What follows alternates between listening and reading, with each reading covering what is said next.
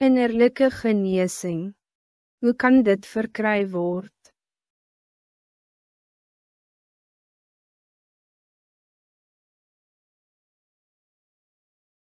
Wat kan je doen om innerlijke genezing te verkry?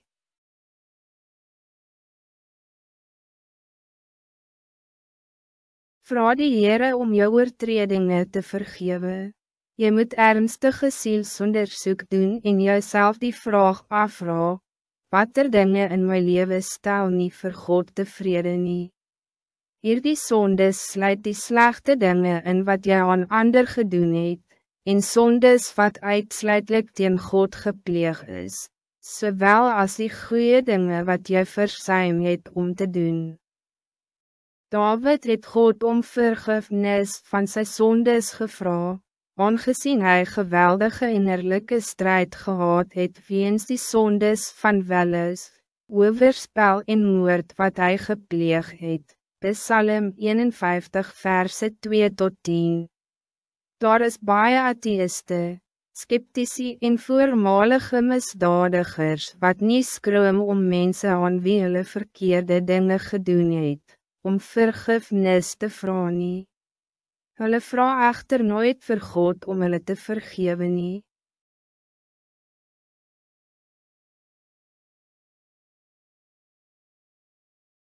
Dit betekent dus dat hulle een groot skuld het wat steeds betaal moet word.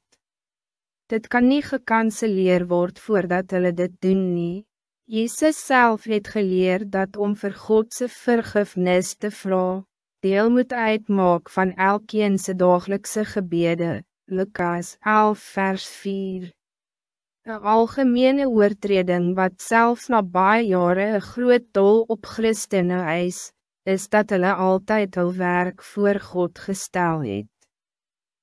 Gevolglik het hy nooit die eerste plek in hul lewens gehad nie.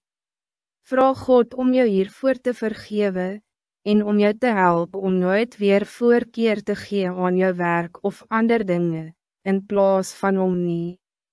Vertrouw die Heere om jou te helpen om ook ander ongewenste of geestelijk vernietigende gewoontes te laat vaar, zodat jij dit niet weer zal doen nie.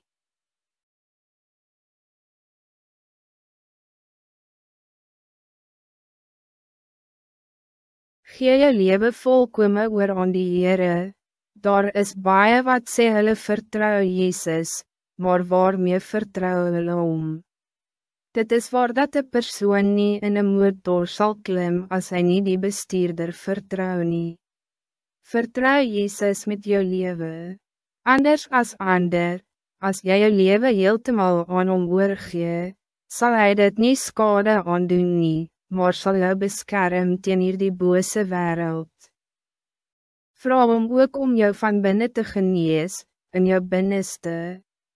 Gee jou laste en skaamte in gebed vir die Heere, en let dit neer by die kruis van Jezus, zodat jy dit nie meer hoef te dra nie. Christene dra ook onnodige laste as gevolg van sonde. Al kan iemand anders help om jou laste te dra, kan net Jezus die las van sonde van jou af wegneem.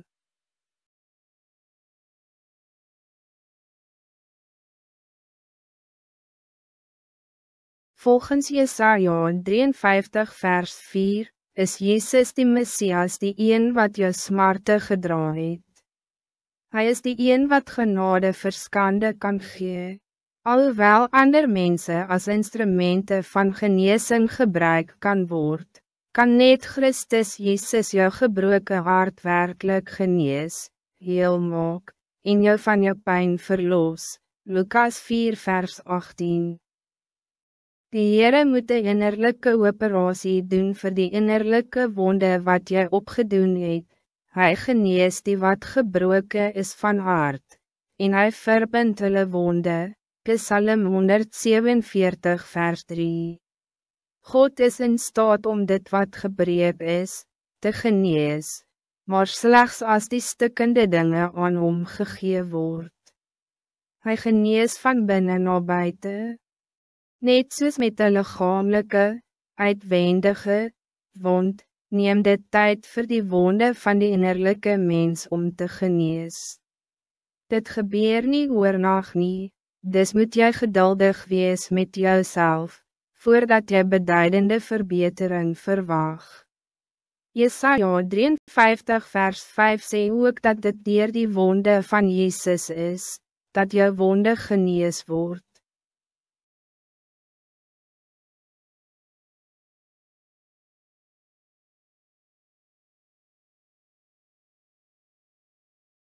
Vergewe jouself, dit is waar, dat jy nie sommer slegte dade of sonde ongedaan kan maak nie. Jy kan bijvoorbeeld niet saam met een minnaar reis, onslaap, cocaïne, onrook, alcohol, ondrink, of geld, onsteel, nie. As jy God opreg om vergifnis gevra het, is dit belangrijk om die slechte dade of negatieve dingen wat jy gedoen het, te laat vaar. As jy weet dat God niet meer jou sonde onthou nie, moet jy in hierdie waarheid rus, Psalm 103 vers 12. Selfs de persoon wie se slegte dade die verlies van iemand anders se lewe insluit, moet ook homself vergewe, en deur ander vergewe word.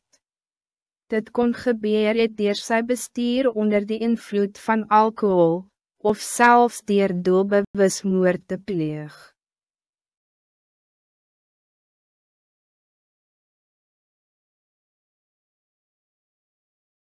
Miskien het jy vergifnis bij God gesoek, en is jy ook vergewe deur diegene wat jy verontreg het of wil geliefdes, maar jy laat steeds toe dat die slechte dingen wat jy gedoen het, by jou spook.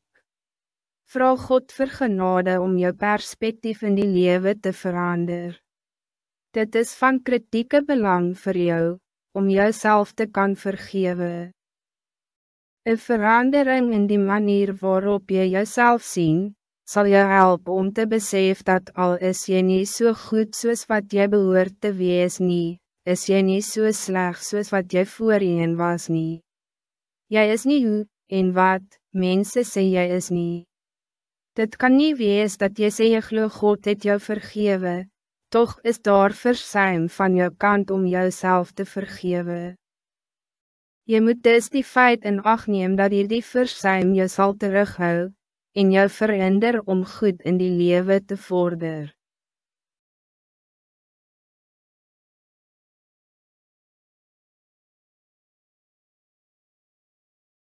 Tye waarin jy seer gekry het of baie emotioneel gelei het, kan ook 'n tyd van baie groei wees. As jy nog nooit die seer ervaar het nie, sou jy dalk nooit die goeie eienskappe ontwikkel het wat jy nou het, of ander met hulp bedien het soos jy tans doen nie. In Romeine 5 verse 3 en 4 het Paulus die gelowiges aangemoedig dat die verdrukking lydsaamheid werk, en die lydsaamheid beproefdheid en die beproefdheid hoop. Nadat hy sy winsgewende besigheid en 10 kinders verloor het Job ook die geestelike en emotionele groei besef wat uit sy strijd so voortspruit toe hy gesê het, want hy weet hoe my wandel is, as hy my toets, sal ek soos goud tevoorskyn kom, Job 23 vers 10. Dit zal dien om verdere groei te veroorsaak.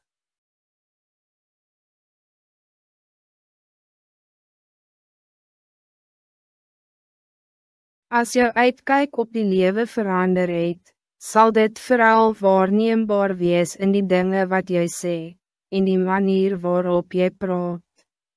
Daar sal dus minder uitdrukkings van moeilijkheid, mislukking, zwakheid en onvermoë wees. Sulke negatieve uitdrukkings was nog nooit kenmerkend van sukses in die lewe nie.